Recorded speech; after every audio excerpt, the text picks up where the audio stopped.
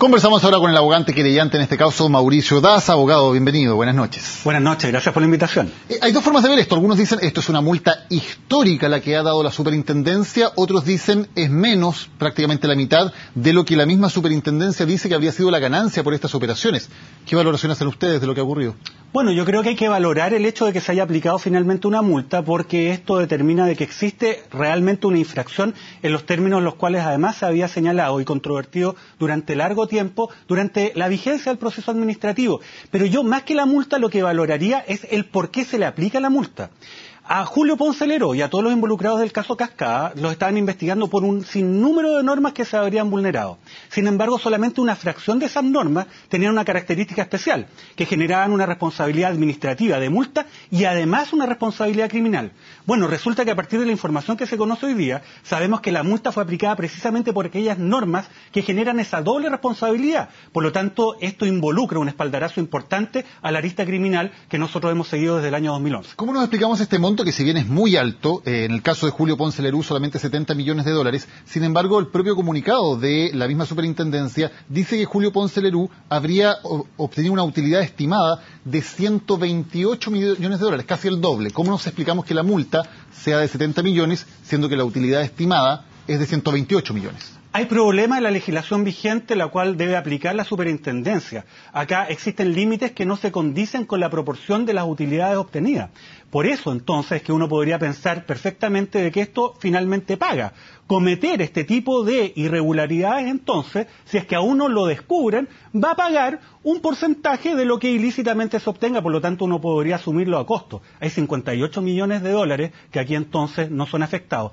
Por eso es tan importante la arista criminal. La arista criminal es la que establece penas de cárcel que van, para estos casos, entre 541 días y 10 años de presidio efectivo. Por lo tanto, nosotros esperamos que finalmente el Ministerio Público siga esta investigación hasta el final y haga lo que naturalmente debiese hacer a esta altura, que es formalizar cargo en contra de estas personas.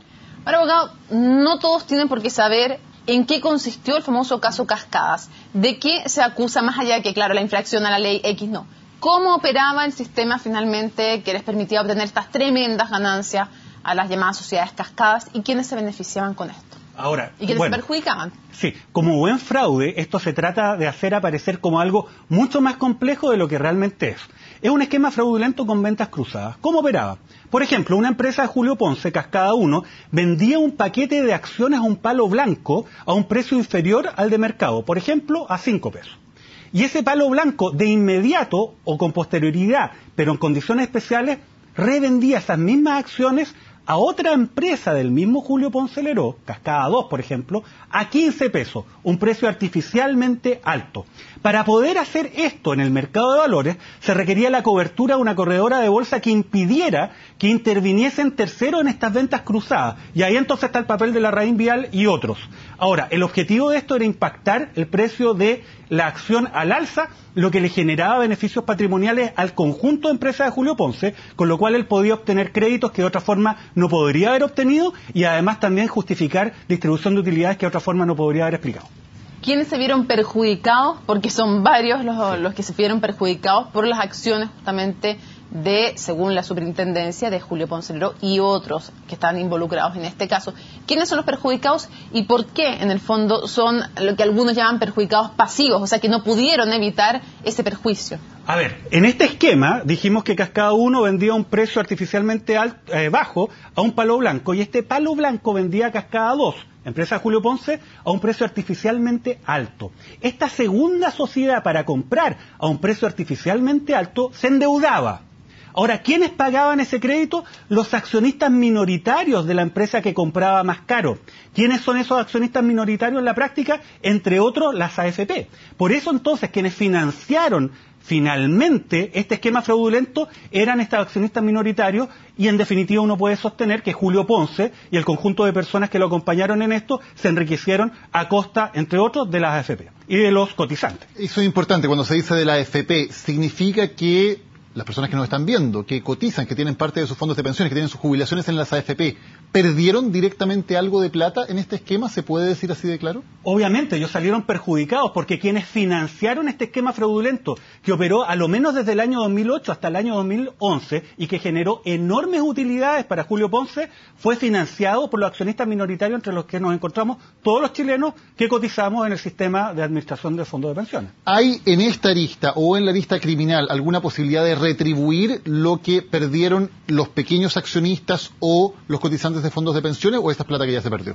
Bueno, las aristas que existen en el caso Cascada, brevemente, es una arista administrativa que involucra el pago de multas, es lo que se ha conocido hoy día. Una arista penal que involucra sanciones de cárcel, que es lo que está en desarrollo, esperamos que avance, y también una arista civil en los cuales algunos accionistas minoritarios han solicitado a los tribunales indemnizaciones, pero no son todos los accionistas minoritarios. La verdad que la multa hoy día no va a beneficiar a los accionistas minoritarios y tampoco las sanciones penales. Por lo tanto, lamentablemente tendrían que demandar vez tras vez. Porque es a beneficio fiscal, además, cuando es una multa a la Superintendencia de Valores y Seguros, como pasa con el CERNAC y otros tantos, que es una queja recurrente. Ahora, uno se pregunta también, ¿qué viene ahora? Porque necesariamente hay una vinculación a partir de lo que administrativamente sanciona la Superintendencia de Valores y Seguros con la arista penal, con la arista civil, o pudieran los tribunales en esas otras dos aristas, la civil y la penal, decir, aquí no pasó nada? Después de lo que dijo la superintendencia. Sí, son aristas independientes objetivamente, sin embargo hay que señalar lo siguiente. Acá, como les había señalado, habían múltiples disposiciones de la Ley de Mercado de Valores y de la Ley de Sociedades Anónimas que habían sido objeto de reproche respecto a la conducta de las personas investigadas en la superintendencia. Y precisamente es aquella norma que establece una sanción criminal, aquella que hoy día operó para el caso de aplicar estas sanciones. Lo que es natural y evidente es que esto tenga un impacto en sede criminal. Por lo tanto, no existe ninguna razón de peso que justifique que no se avance en esa línea por parte del fiscal José Morales, quien ha realizado también una investigación bastante seria en esta materia, y yo espero que tengamos formalizado de aquí a fin de año, respecto a esta causa, con delitos que, insisto, tienen penas de crimen, que hace muy difícil que, en caso de condena, estas sean cumplidas en libertad. Como es habitual con muchos delitos de cuello y corbata por lo demás, pero...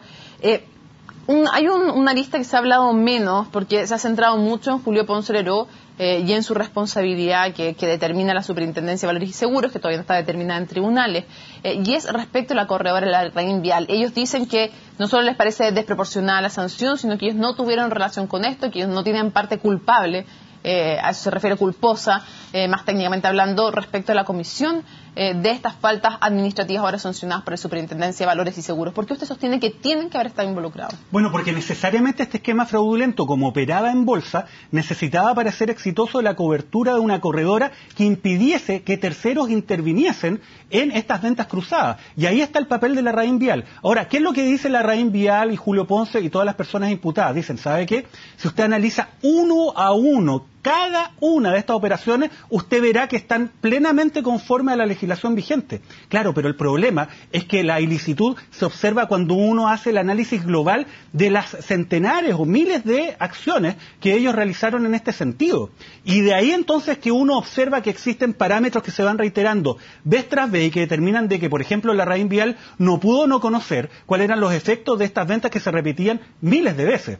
Por eso entonces es que la defensa es tan inconsistente. Y por eso es que hoy día tenemos una resolución de la superintendencia que es sólida y que a mi juicio además ha obrado en forma impecable. Hablamos del tema criminal y de la lista criminal en esta investigación. ¿Hay algún precedente de algún caso similar de una denuncia de un delito de cuello y corbata que haya terminado efectivamente en un caso similar a este en cárcel para alguno de los involucrados alguna vez en la historia de Chile? A ver, de esta magnitud no. Obviamente nosotros tenemos una duda razonable respecto a la posibilidad de obtener sanciones ejemplares y reales en este caso. Sin embargo, creo que lo peor es simplemente quedarse con ese diagnóstico y no hacer nada.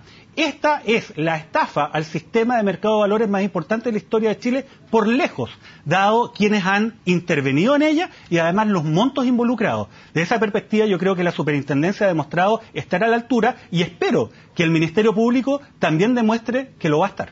¿Ha habido presiones de parte de los involucrados en este caso ante las autoridades administrativas o ante la Fiscalía? A ver, a mí no me cabe ninguna duda que han existido. Es una hipótesis razonable que uno puede señalar a partir de analizar quiénes han estado en los directorios de las distintas sociedades cascadas o del propio SQM. ¿Quiénes han estado? Hay muchas personas que no tienen ningún conocimiento especializado en materia de minería no metálica. Por lo tanto, ¿por qué ahí está Hernán Vigi?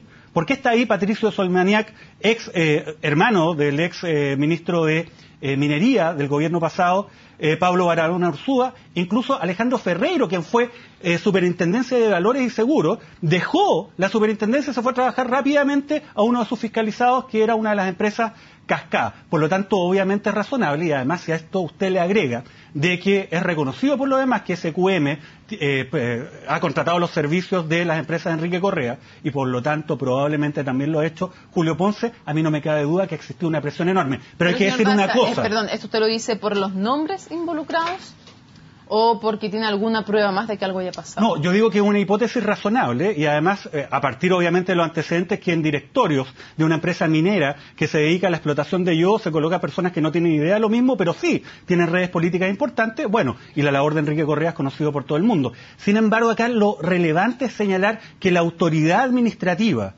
la Superintendencia de Valores y Seguros, ha demostrado ser un órgano plenamente independiente, que más allá de los distintos gobiernos ha mantenido una sola línea. Hay que recordar que esta investigación partió con el ex superintendente Coloma, quien hoy día por lo demás obtuvo un sobreseimiento definitivo de una acusación claramente calumniosa, y esto sigue con el superintendente Pavé. Eso da cuenta de una solidez de nuestras instituciones que espero que además persista. ¿Le podemos explicar a la gente cómo en el origen de este caso saltan las alarmas y empieza a haber sospechas de que podría haber un fraude en las sociedades cascadas? ¿Cómo se dan cuenta de esto si es que estaba tan bien planificado?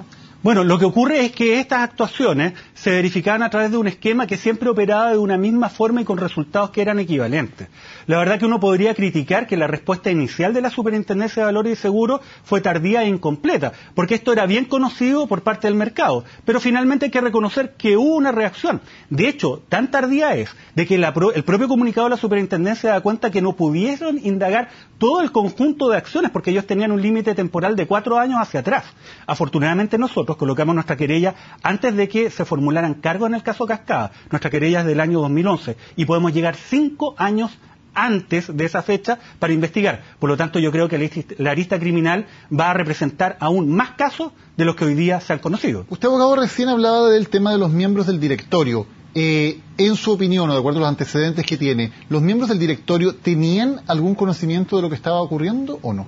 Yo creo que estaban por lo menos en una posición objetiva de poder conocer lo que estaba ocurriendo. Por lo tanto, de esa perspectiva yo creo que también ahí hay una responsabilidad. No sé si una responsabilidad jurídica, pero sí una responsabilidad ya sea administrativa e incluso política para aquellas personas que estaban ejerciendo algún tipo de cargo público y que después fueron a servir como miembros de los directorios de estas empresas. Abogado, muchas gracias por habernos acompañado hoy en CNN Chile. Muchas gracias a ustedes. Muy buenas noches.